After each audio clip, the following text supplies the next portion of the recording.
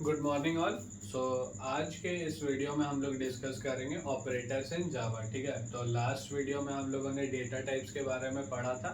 ठीक है, और इस वीडियो में हम लोग क्या डिस्कस करेंगे, ऑपरेटर्स इन जावा। ठीक है, तो चलिए स्टार्ट करते हैं ऑपरेटर्स इन जावा। ठीक है, तो ऑपरेटर्स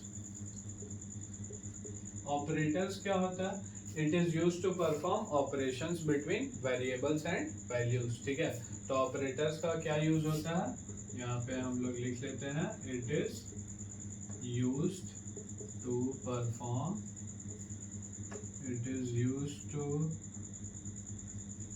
परफॉर्म ऑपरेशंस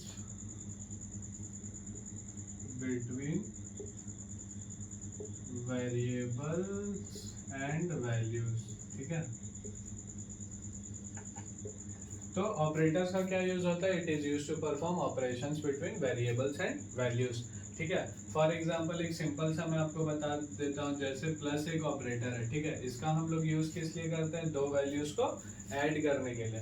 इसका एग्जांपल ले लेते हैं, जैसे इंट सम इक्वल टू 2 + 3। ठीक है, तो यहाँ हमारे पास प्लस एक ऑपरेटर है जो कि दो वैल्यूज को ऐड करने में हेल्प करता है। ठीक है, तो यहाँ पे हम वही ऑपरेटर्स के बारे में पढ़ेंगे। और ऑपरेटर्स का बेसिक डेफिनेशन क्या होता है कि it is used to perform operations between variables and values. ठीक है, तो आइए हम लोग डिफरेंट टाइप्स ऑफ ऑपरेटर्स के बारे में जानेंगे। ठीक है, और एक एक करके सबके बारे में डिटेल में हम लोग पढ़ेंगे। ठीक है, तो हमारे पास जावा में 4-5 तरीके के ऑपरेटर्स होते हैं, जिसमें से कि पहले हम लोग डिस्कस करेंगे अर्थमेटिक ऑपरेटर्स। ठीक है, हमारे पास अर्थमेटिक ऑपरेटर्स होता है। ठीक है, फिर हमारे पास असाइनमेंट ऑपरेटर है, assignment operator. Then we have relational operators, relational operator. ठीक है, और इसके बाद हमारे पास लॉजिकल ऑपरेटर्स भी हैं, logical operators. And then we have bitwise operator, bitwise operator. ठीक है, तो आज के इस वीडियो में बेसिकली हम लोग अर्थमेटिक ऑपरेटर और असाइनमेंट ऑपरेटर को डिटेल में देखेंगे। ठीक है, और अगर टाइम रहा तो हम लोग रिलेशनल ऑपरेटर को भी कवर अप करने का ट्राई करेंगे, और नहीं तो हम लोग रिलेशनल लॉजिकल को बाद में पढ़ेंगे। ठीक है, और बिटवाइज ऑपरेटर के लिए मैं एक सेपरेट वीडियो बनाऊंगा। ठीक है, ताकि आप लोग एकदम अच्छे से कॉन्सेप्ट क्लियर हो जाए। ठीक है, तो आइए हम लोग सबसे पहले देखते हैं अर्थमेटिक ऑपरेटर्स। ठीक है, तो सबसे पहले हमारे पास है अर्थमेटिक ऑपरेटर्स।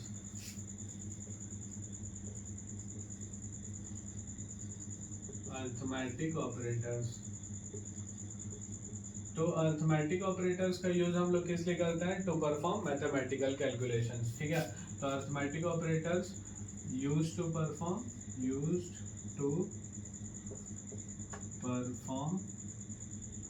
मैथमेटिकल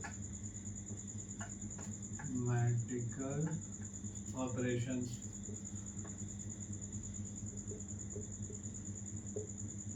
तो अर्थमेटिक ऑपरेटर में हमारे पास सबसे पहले है एडिशन ऑपरेटर प्लस। इसका यूज बहुत ही सिंपल है, आप लोग मैथमेटिक्स में इसका बहुत ज़्यादा यूज करते होंगे, तो आई होप कि इसका कॉन्सेप्ट क्लियर होगा। इसको मैं बस आपको कंप्यूटर के टर्म्स में बता देता हूँ कि इट एड्स टू वैल्यूज। ठीक है, इट एड्स टू वैल्यूज। इसका एग्जांपल, फॉर एग्जांपल हम लोग लिख सकते हैं कि इंट सम इक्वल टू 10 + 5। ठीक है, तो ये क्या करेगा, इन दोनों वैल्यूज को ऐड करके इसका सम रिटर्न करेगा। तो 10 + 5 हमारे पास क्या आंसर आ जाएगा, 15।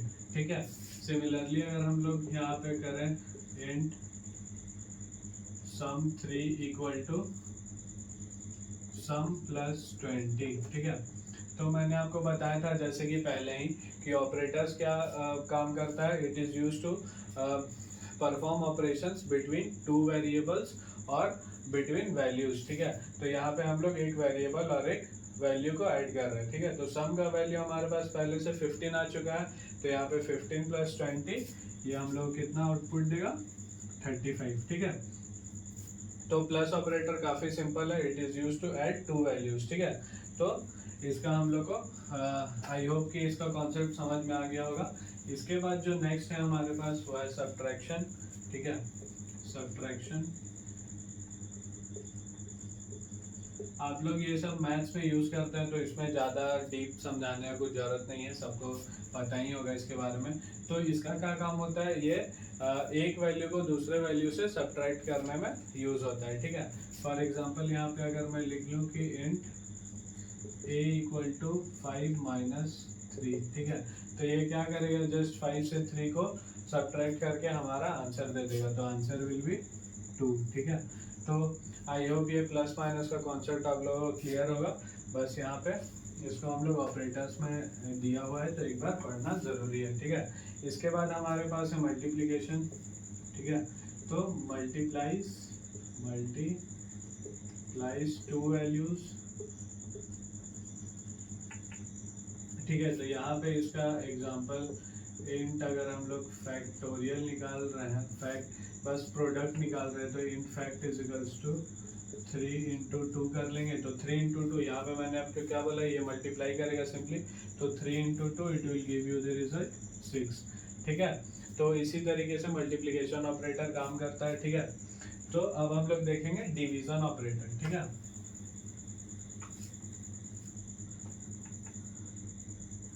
तो डिवीजन ऑपरेटर कंप्यूटर में ऐसे होता है डिवीजन, ठीक है। तो divides one value from the other, ठीक है। एक वैल्यू को दूसरे वैल्यू से डिवाइड करने में हेल्प करता है। फॉर एग्जांपल मैं यहाँ पे लिख लूँ कि int div equal to 10 divided by 4, ठीक है। तो ये आपका कितना रिटर्न करेगा, 10 को जब हम लोग 4 से डिवाइड करेंगे तो 4 2 8, ठीक है। तो ये हमारा 2 रिटर्न करेगा, कितना रिटर्न करेगा 2। क्वोशिएंट रिटर्न करता है हमेशा जब भी हम लोग डिवीजन ऑपरेटर यूज करते हैं, तो ठीक है। सिमिलरली अगर मैं यहाँ पे लिख दूँ कि int div1 equal to 10 divided by 5, तो ये हमारा कितना रिटर्न करेगा, ये भी 2 रिटर्न करेगा, ठीक है। और यहाँ पे मैं लिख दूँ कि int div2 equal to 10 divided by 2, तो इट विल रिटर्न 5, ठीक है। तो division operator simply first value को दूसरे वैल्यू से डिवाइड करके उसका आंसर रिटर्न कर देता है, ठीक है। और एक चीज़ ध्यान दीजिएगा कि आप जो डेटा टाइप यहाँ पे स्पेसिफाई करेंगे उसी के हिसाब से हमारा आंसर आएगा, ठीक है। फॉर एग्जांपल यहाँ पे मैंने इंट लिखा है, ठीक है। तो इंट में ये डेसिमल पॉइंट वाला वैल्यू उसको इग्नोर कर देगा, ठीक है। और 10 को जब 4 से डिवाइड करेंगे तो सिर्फ 2 रिटर्न करेगा विदाउट द डेसिमल पार्ट। आपको अगर एग्जैक्ट वैल्यू चाहिए तो आप यहाँ पे फ्लोट यूज कर सकते हैं, ठीक है। और एक चीज़ मैं बता दूं कि अगर आप लोग यहाँ पे कोई भी डेटा टाइप मेंशन नहीं करते हैं तो भी ये आपको इंटीजर ही रिटर्न करेगा, ठीक है। क्योंकि इस ऑपरेटर का डिफॉल्ट रिटर्न टाइप इंटीजर है, ठीक है। तो आई होप ये डिवीजन भी क्लियर होगा। अब हम लोग नेक्स्ट देखेंगे मॉड्यूलस ऑपरेटर, ठीक है। मॉड्यूलस, तो ये क्या करता है, returns the reminder, it returns the reminder, ठीक है। तो फॉर एग्जांपल हम प्रीवियस एग्जांपल्स को लेके चलेंगे, जैसे इंट मैं यहाँ पे लिख लेता हूँ इंट रिमेन इक्वल टू, यहाँ पे अगर मैं लिख दूँ 10 मॉड्यूलस 5, ठीक है। तो यहाँ पे मैं क्या कर रहा हूँ, एक रिमेन नाम का वेरिएबल बनाया है, ठीक है। और उसमें 10 मॉड्यूलस 5, तो जब हम लोग 10 को 5 से डिवाइड करते हैं तो रिमाइंडर क्या आएगा हमारा 0, ठीक है। 10 को जब 5 से डिवाइड करते हैं तो रिमाइंडर कुछ भी नहीं बचता है, 0 बचता है, ठीक है। सिमिलरली अगर हम लोग यहाँ पे लिख लें कि int rem1 equal to 10 modulus 4, ठीक है। तो 10 को जब हम लोग 4 से मॉड्यूलस करते हैं, ठीक है, 10 को अगर हम लोग 4 से मॉड्यूलस करेंगे तो इसका रिमाइंडर क्या बच जाता है हमारे पास 2, ठीक है। और फिर अगर यहाँ पे इंट रिमाइंडर टू 10 मॉड्यूलस 3 करके देख लेते हैं, ठीक है। तो जब आप 10 को 3 से डिवाइड करते हैं तो रिमाइंडर हमारे पास कितना बच जाता है 1। तो मैंने आपको पहले ही बोला है कि ये मॉड्यूलस ऑपरेटर क्या करता है, ये आपको रिमाइंडर रिटर्न करता है, ठीक है। तो जब हम लोग 10 मॉड्यूलस 3 करेंगे तो हमारे पास रिमाइंडर कितना बचेगा 1, ठीक है। तो आप लोगों को आई होप कि ये अर्थमेटिक ऑपरेटर्स क्लियर हो गया होगा, ठीक है। और अर्थमेटिक ऑपरेटर्स में बेसिकली हमारे पास जो एडिशन, सब्ट्रैक्शन एंड मल्टीप्लिकेशन है, ये काफ़ी कॉमन है, मैथ्स में भी हम लोग यूज़ करते रहते हैं, तो उसमें कोई कंफ्यूजन का बात नहीं है, ठीक है। जो आप लोगों को एक चीज़ थोड़ा सा ध्यान में रखना है, डिवीज़न और मॉड्यूलस के बीच का डिफरेंस, ठीक है। तो एक सिंपल सा क्वेश्चन हम लोग यहाँ पे बना के देख लेते हैं, ठीक है। जैसे कि मैं यहाँ पे लिख लेता हूँ int a equal to 10 modulus 3, ठीक है। और similarly int a1 equal to 10 divided by 3, ठीक है। तो जैसा मैंने आप लोगों को प्रीवियसली अभी बताया कि मॉड्यूलस का काम क्या होता है कि वो रिमाइंडर रिटर्न करता है। तो जब हम लोग 10 को 3 से डिवाइड करेंगे तो रिमाइंडर हमारे पास कितना बचेगा, दैट इज 1, ठीक है। तो इसका आंसर 1 होगा। और अगर वहीं हम लोग देखें, यहाँ एक a1 नाम का वेरिएबल बना है मैंने, उसमें मैंने क्या लिखा है 10 डिवाइडेड बाई 3, ठीक है। तो 10 डिवाइडेड बाई 3, तो जब हम लोग 10 को 3 से डिवाइड करेंगे तो 3 3 जा 9, ठीक है। तो 3 पॉइंट में कुछ आंसर आएगा, बट क्योंकि मैंने यहाँ पे डेटा टाइप इंट में स्पेसिफाई किया है तो ये फ्रैक्शन वाला पार्ट को इग्नोर करेगा, पॉइंट वाला पार्ट को, तो यहाँ पे मेरा 3 आंसर आएगा, ठीक है। तो आई होप कि डिवीजन और मॉड्यूलस वाला कॉन्सेप्ट आप लोगों का क्लियर होगा, ठीक है। यहाँ पे और एक एग्जांपल कर लेते हैं ताकि अच्छे से हो जाए। 25 डिवाइडेड बाई 6, ठीक है। और int div1 equal to 25 modulus 6। तो आई होप अभी तक आप लोगों का कॉन्सेप्ट क्लियर हो गया होगा और आप लोग इसका आंसर अच्छे से कर पाएंगे। जब हम लोग 25 को 6 से डिवाइड करेंगे तो it will give you an answer 4, 6 4 जा 24। और जब हम लोग मॉड्यूलस करेंगे 25 मॉड्यूलस 6 तो रिमाइंडर कितना बचेगा हमारे पास 1, ठीक है। तो यहाँ पे रिमाइंडर रिटर्न हो जाएगा, दैट इज 1, ठीक है। तो यही हमारा मॉड्यूलस और डिवीजन का कॉन्सेप्ट, ठीक है। तो आई होप ये वाला चीज आप लोगों का अच्छे से क्लियर हो गया होगा, अर्थमेटिक ऑपरेटर्स, ठीक है। और अर्थमेटिक ऑपरेटर्स में हमारे पास और भी 2 है, इंक्रीमेंट एंड डिक्रीमेंट, ठीक है। तो इसके लिए मैं एक अलग से वीडियो बना के अच्छे से समझा दूंगा, इंक्रीमेंट और डिक्रीमेंट विथ एग्जांपल्स, ठीक है। इसमें हम लोग बहुत सारे क्वेश्चंस को डील कर लेंगे जिससे हम लोग का ये कॉन्सेप्ट क्लियर हो जाए। इंक्रीमेंट और डिक्रीमेंट भी है, इसके लिए मैं एक सेपरेट वीडियो बनाऊंगा, ठीक है। अभी हम लोग अर्थमेटिक ऑपरेटर्स के बाद देख लेते हैं असाइनमेंट ऑपरेटर। नेक्स्ट हम लोग क्या देखेंगे, असाइनमेंट ऑपरेटर। असाइनमेंट ऑपरेटर, तो as the name suggest, assignment operator का काम क्या है, it is used to assign a value to a variable, ठीक है। तो हम लोग यहाँ पे लिख देते हैं used to assign value to a variable, ठीक है। असाइनमेंट ऑपरेटर हम लोग किसको बोलते हैं, इक्वल टू को, मेनली इक्वल टू को बोलते हैं असाइनमेंट ऑपरेटर, और भी कुछ शॉर्ट हैंड असाइनमेंट ऑपरेटर्स हैं हमारे पास, ठीक है।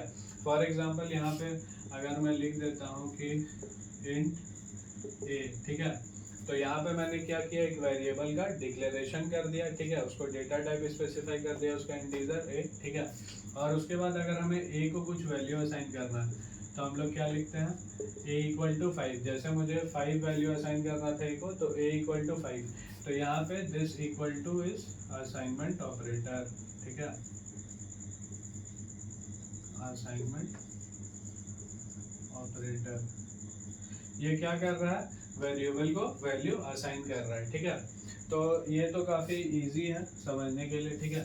तो हमारे पास बहुत सारे अलग अलग असाइनमेंट ऑपरेटर्स हैं, ठीक है। जैसे कि हमारे पास है ठीक है, प्लस इक्वल टू, ठीक है। तो इसका मतलब क्या होता है, बहुत सिंपल होता है ये सारा चीज़। मैं आप लोगों को एक वेरिएबल के टर्म्स में बता देता हूँ। जैसे कि यहाँ पे मैं ले लेता हूँ इंट x इक्वल्स टू 2 ले लेता हूँ, ठीक है। और सबसे पहले देखते हैं प्लस इक्वल टू का क्या काम होता है, ठीक है। तो जब मैं यहाँ पे लिखता हूँ प्लस इक्वल टू, तो अगर मैं यहाँ पे लिखता हूँ कि x प्लस इक्वल टू 2, ठीक है, तो इसका मतलब this is similar to x equal to x plus 2, ठीक है। जब मैंने यहाँ पे लिखा x प्लस इक्वल टू 2, तो इसका मतलब क्या होता है x equals to x plus 2। तो x का वैल्यू क्या है 2, तो 2 प्लस 2, इसका आंसर क्या हो जाएगा मेरे पास 4, ठीक है। तो आई होप ये वाला चीज़ आप लोगों को समझ में आ रहा होगा कि प्लस इक्वल टू का मतलब कुछ भी नहीं होता है, बल्कि सेम x में ही 2 को ऐड करना है, ठीक है। तो सिमिलरली हमारे पास और भी है, जैसे कि हमारे पास है माइनस इक्वल टू। तो अगर मैं यहाँ पे लिख दूँ x माइनस इक्वल टू 1, ठीक है, तो this means nothing but x equals to x minus 1, ठीक है। तो x का वैल्यू मेरे पास कितना है 2, 2 माइनस 1 दैट इज 1, ठीक है। तो इसका मतलब क्या होता है x माइनस इक्वल टू 1 का मतलब simple x equal to x minus 1, ठीक है। सिमिलरली हमारे पास मल्टीप्लिकेशन, डिवीजन एंड मॉड्यूलस भी है, ठीक है। जैसे कि मेरे पास है मल्टीप्लिकेशन इक्वल टू, अगर मैं यहाँ पे लिखूँ x मल्टीप्लिकेशन इक्वल टू 3, ठीक है, तो इसका मतलब क्या होता है x equals to x into 3, ठीक है। तो x का ओरिजिनल वैल्यू मेरे पास क्या है 2, तो 2 इंटू 3, इसका आंसर क्या हो जाएगा मेरे पास 6, ठीक है। तो आई होप ये वाला कॉन्सेप्ट आप लोगों को इजीली समझ में आ रहा होगा, इसमें कुछ डिफिकल्ट नहीं है, ठीक है। तो इसके बाद हमारे पास है डिवीज़न और मॉड्यूलस। बस आपका बेसिक्स क्लियर होना चाहिए, आप लोग इजीली कर लेंगे, ठीक है। यहाँ पे मेरे पास डिवीज़न इक्वल टू है, तो यहाँ पे मैं लिख दूँ x डिवीज़न इक्वल टू 2, ठीक है। तो इसका मतलब क्या होता है x equals to x divided by 2, ठीक है। तो x का वैल्यू कितना है मेरा 2 है, तो 2 डिवाइडेड बाय 2, इसका आंसर कितना आ जाएगा मेरे पास 1, ठीक है। तो यही हमारे पास वेरियस असाइनमेंट ऑपरेटर्स हैं, जिसको कि हम लोग शॉर्ट हैंड ऑपरेटर्स भी बोलते हैं, ठीक है। तो इसका यूज़ इसी तरीके से होता है। अगर हम लोग x डिवाइड इक्वल टू 2 लिखे, तो इसका मतलब कुछ नहीं होता है, बल्कि x equals to x divided by 2 होता है, ठीक है। सिमिलरली हमारे पास मॉड्यूलस भी है, मॉड इक्वल टू, ठीक है। तो इसका मतलब अगर मैं लिखूं कि x मॉड इक्वल टू 2, तो दिस सिंपली मीन्स कि x equals to x modulus 2, ठीक है। तो x का वैल्यू कितना है मेरे पास 2। अब बताइए 2 मॉड्यूलस 2 करेंगे तो कितना आंसर आएगा। जब 2 को 2 से डिवाइड कर दे तो हमारे पास रिमाइंडर कितना बचता है, modulus is nothing but reminder, ठीक है। तो 2 को 2 से जब हम लोग डिवाइड करते हैं तो रिमाइंडर बचता है 0, तो इसका आंसर क्या हो जाएगा 0, ठीक है। तो आई होप कि arithmetic operator and assignment operator आप लोगों को अच्छे तरीके से समझ में आ गया होगा, ठीक है। अगर कुछ भी आप लोगों को डाउट है तो आप लोग कमेंट करके पूछ सकते हैं, या आपको लगता है कि कुछ कहीं पे मैंने मिस किया है तो आप लोग वो भी कमेंट करके बता सकते हैं, ठीक है। तो असाइनमेंट ऑपरेटर में हमारे पास बिटवाइज असाइनमेंट ऑपरेटर्स भी हैं, ठीक है। तो जब मैं बिटवाइज ऑपरेटर डिस्कस करूंगा, आप लोगों को बाइनरी नंबर बताऊंगा कि बाइनरी कैसे निकालते हैं, तो उस टाइम हम लोग बिटवाइज असाइनमेंट ऑपरेटर को डिस्कस करेंगे, ठीक है। तो आई होप कि assignment operator and arithmetic operator आप लोगों को क्लियर हो गया होगा। नेक्स्ट वीडियो में मैं बाकी के ऑपरेटर्स को डिस्कस करूंगा जो कि बचा हुआ है, जैसे कि रिलेशनल ऑपरेटर, लॉजिकल ऑपरेटर, ठीक है। और उसके बाद एक सेपरेट वीडियो में हम लोग बिटवाइज ऑपरेटर को डिस्कस करेंगे, ठीक है। तो अभी के लिए आई होप कि आप लोग वीडियो देख के आप लोगों को सारा कुछ समझ में आ जा रहा होगा, ठीक है। तो आप लोग वीडियो देखते रहिए और जावा समझते रहिए। कोई भी प्रोग्रामिंग लैंग्वेज में ये सारा चीज़ सिमिलर रहेगा, ठीक है। तो thank you for watching the video.